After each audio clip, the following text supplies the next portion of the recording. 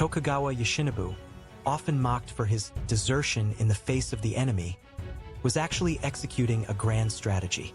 Behind his decision lay true intentions known to no one. In KO4, 1868, the old shogunate army was defeated by the new government forces at the Battle of Toba-Fushimi.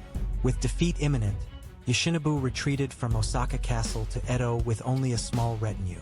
But then, this was no mere escape. In fact, a more astonishing truth, one that looked toward the future of the Tokugawa family and Japan as a whole, was hidden within this act. Why did Yoshinobu withdraw mid-battle? How did his decision influence Japan's modernization? What is the true assessment of the Last Shogun? Let us now delve into that truth. This main feature also elaborates on the political situation that led to Yoshinobu's Taisei Hokan, the return of imperial rule. During the Bakumatsu period, Japan entered an era of upheaval with the arrival of the Black Ships.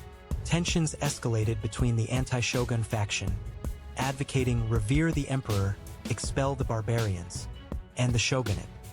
Yoshinobu hailed from the Mito domain, one of the three Tokugawa branch families. Praised for his brilliance since childhood, he became shogun to rescue the shogunate from its dire straits. He was forced to navigate an extremely difficult course, attempting to restore the shogunate's authority while fostering cooperation between the imperial court and the various domains.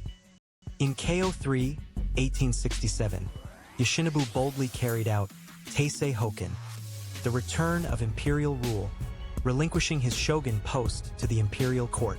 Formally, the Edo shogunate, which had lasted 260 years, came to an end. This decision was a secret strategy for the Tokugawa family to maintain leadership under the new system, not as shogun, but as a powerful feudal lord. However, the new government intended to completely eliminate the Tokugawa's power. The anti-shogun faction conspired to distance Yoshinobu from the imperial court. On January 3rd, KO4, 1868, the old shogunate army and the new government forces, primarily from Satsuma and Choshu, clashed at Toba-Fushimi in Kyoto. The Boshin War erupted. The old shogunate army boasted over 100,000 troops, but they were pushed back by the new government forces, superior in modern weaponry and morale. Furthermore, the new government forces unfurled the imperial brocade banner, designating the shogunate army as enemies of the imperial court. This was a fatal blow to the Tokugawa family. The war situation was desperate. Yoshinobu tried to maintain his retainers' morale by leading them himself, but the situation only worsened. So why did he decide to withdraw? Yoshinobu retreated to Osaka Castle, realizing the tide of war could not be turned. He then gathered the senior officers of the old shogunate army and made a crucial decision. Further fighting is futile. If we continue, Japan will fall into an irreversible quagmire of civil war. Yoshinobu chose to escape Osaka Castle himself and retreat to Edo. To many, this appeared as desertion in the face of the enemy. However, Yoshinobu's true intention lay elsewhere. He believed that as long as he remained in the shogun's seat, the fighting would not end. His grand plan was to extinguish the flames of war, save the lives of Tokugawa retainers, and rescue Japan from ruin by stepping aside.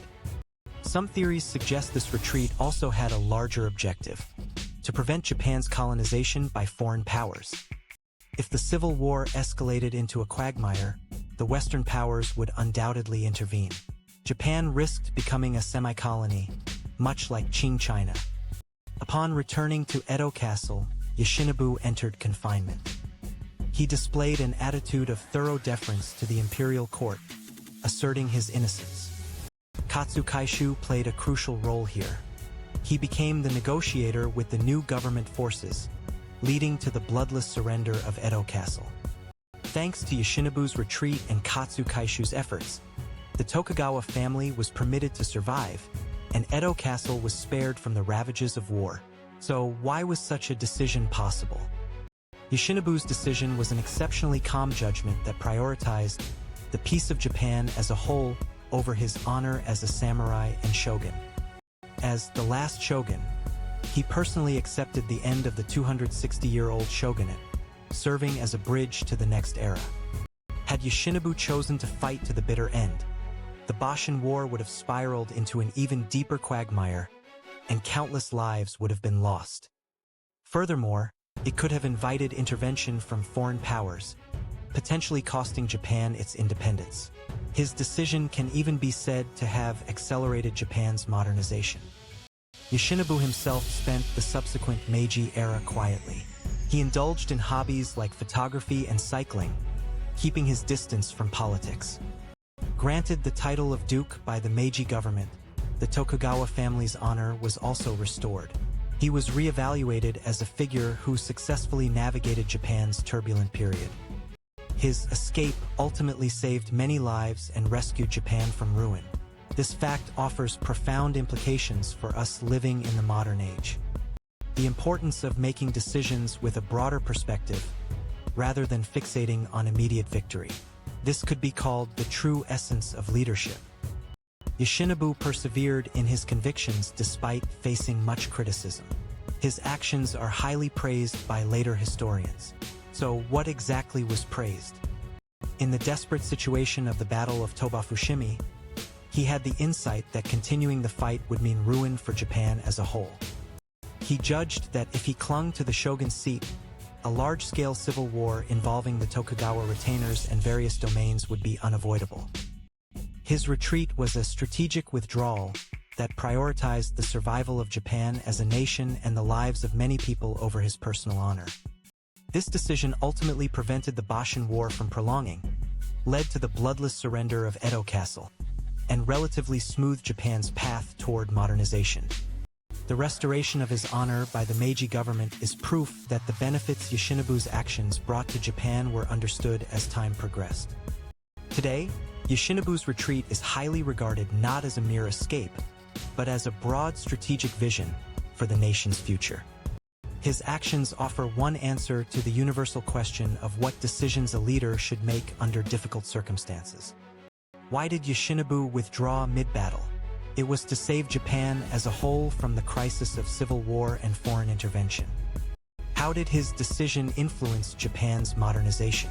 It minimized civil war, enabled a smooth transition of power, and prevented intervention from the great powers. What is the true assessment of the Last Shogun? It was not desertion in the face of the enemy, but a wise decision made with Japan's future in mind.